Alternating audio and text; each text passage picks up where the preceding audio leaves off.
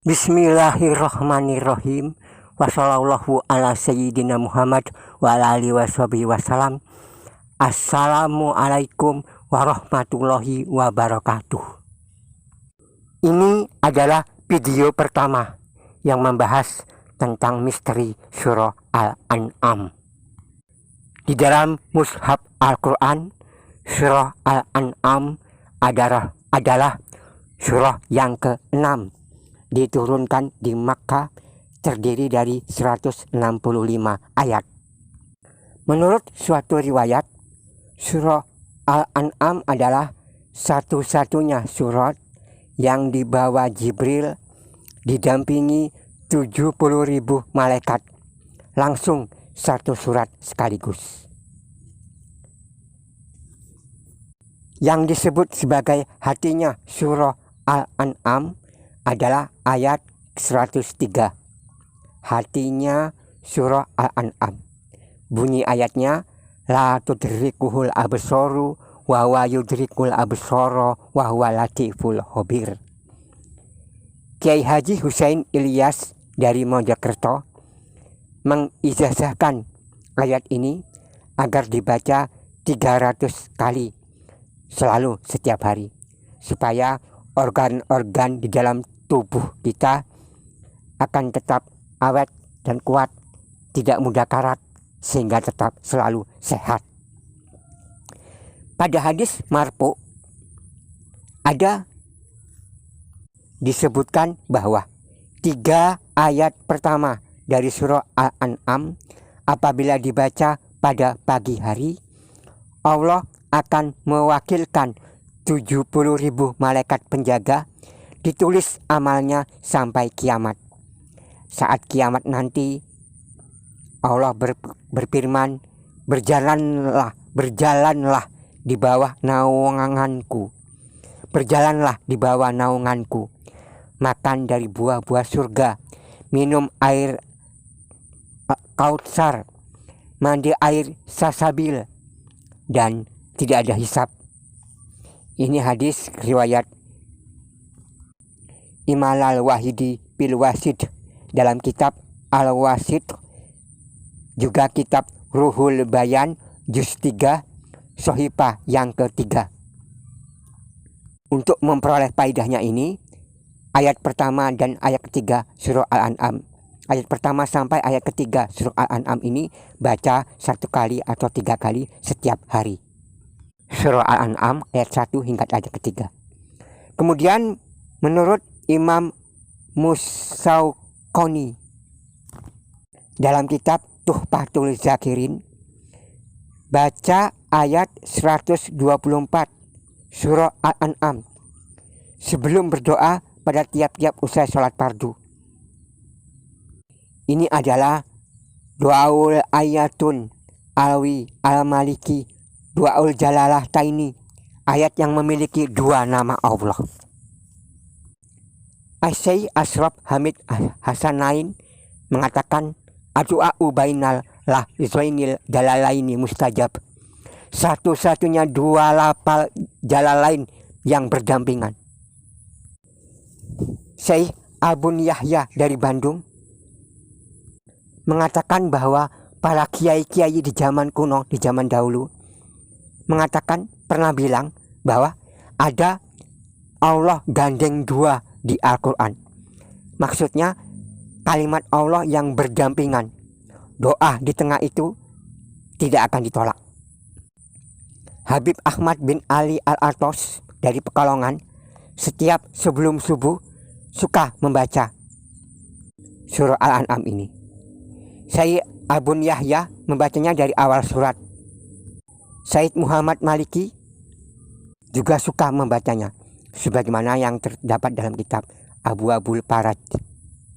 Kaifiatnya yang paling ringan, dibaca 1 ayat saja saat khotib duduk 2 khutbah. Saat khotib sholat Jumat sedang duduk di antara 2 khutbah.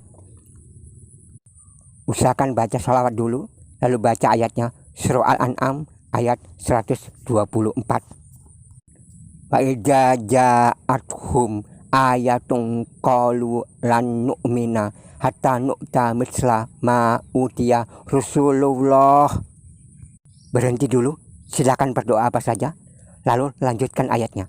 Allahu a'lamu haitsu yaj'alu risalatah sayusibul ladina ajramu sogorun indallahi wa adabung syadidum bimakanu yamkurun. Tentang ayat ini, menurut kitab tafsir Jami'ul Bayat dikarang oleh Muhammad bin Jarir Tobari, juz ke-8 Al-Quran, orang-orang musyrik yang membantah orang-orang yang beriman berkata bahwa mereka tidak akan beriman kecuali jika kepada Rasul ada menunjukkan mukjizat sebagaimana Musa membelah laut. Mereka menuntut Muhammad supaya punya keajaiban sebagaimana keajaiban Isa menghidupkan orang mati. Di dalam kitab tafsir Piriha Bit Tafsir, kitab yang sangat tebal dan besarnya, karya Syekh Abdul Hamid Kitski, jilid 2 halaman 1258, tentang kualitas genetika Nabi Muhammad menyebabkan orang kafir iri hati. Jibril pernah berkata kepada Muhammad, "Aku membolak-balik bumi dari timur sampai ke barat. Aku tidak menemukan laki-laki yang lebih istimewa kecuali Muhammad. Anak-anak dari jalur ayah yang lebih utama daripada anak-anak keturunan Hasyim termasuk Muhammad." Tafsir ini terhadap ayat 124, Abdullah bin Mas'ud berkata, Allah melihat hati para hamba. Hati Nabi Muhammad adalah sebaik-baik hati hambanya. Maka dipilihlah ia sebagai Rasulnya. Allah menemukan hati para sahabatnya adalah sebaik-baiknya hati para hamba. Maka Allah mengangkat sebagai menteri. Jadi di sini ada risalah, ada wilayah. Risalah adalah kerasulan, anugerah tanpa usaha, sedangkan wilayah adalah kewalian yang harus melalui usaha seperti hikmah dan riyadoh. Terakhir, menurut kitab tafsir Ruhul Bayan dikarang oleh Ismail Haqi bin Mustafa Al-Hanifi, jilid 3 halaman 104 hingga 105, Allah Maha tahu di mana derajat kerasulan untuk siapa otoritas mutlak berada di tangannya. Begitu pula dalam dunia keulamaan, ketasawufan, kewalian, Allah tahu siapa yang pantas atau siapa yang layak untuk diberinya keutamaan, keulamaan, ketasawufan atau kewalian. Seperti ada cerita ulama di Yaman, di daerah Sabit, mengajak santri dengan membawa batang jagung datang ke suatu desa, menemukan masyarakat itu ada yang memakan bangkai, suka minum homer, minuman keras, tidak mau sholat, suka nyanyi-nyanyi dengan alat-alat musik.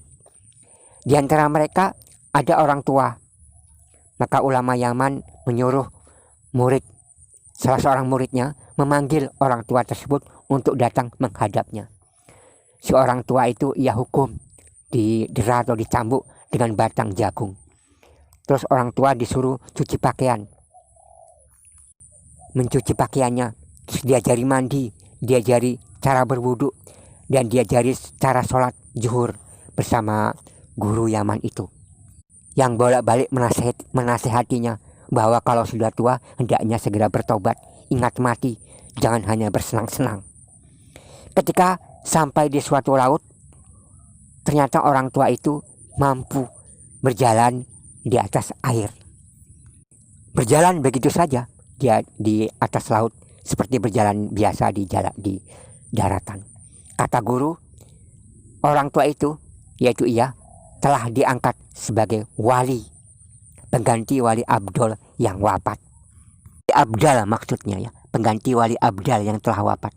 Jadi orang tua yang baru saja bertobat, terserah Allah jika kemudian Allah mengangkatnya sebagai wali, walaupun orang tua itu baru saja bertobat. Demikian episode pertama pembahasan kita tentang surah Al-An'am. Saya sudahi sampai di sini supaya tidak terlalu panjang ya. Mohon maaf atas segala kekurangan, kekhilafan. Wassalamualaikum warahmatullahi wabarakatuh.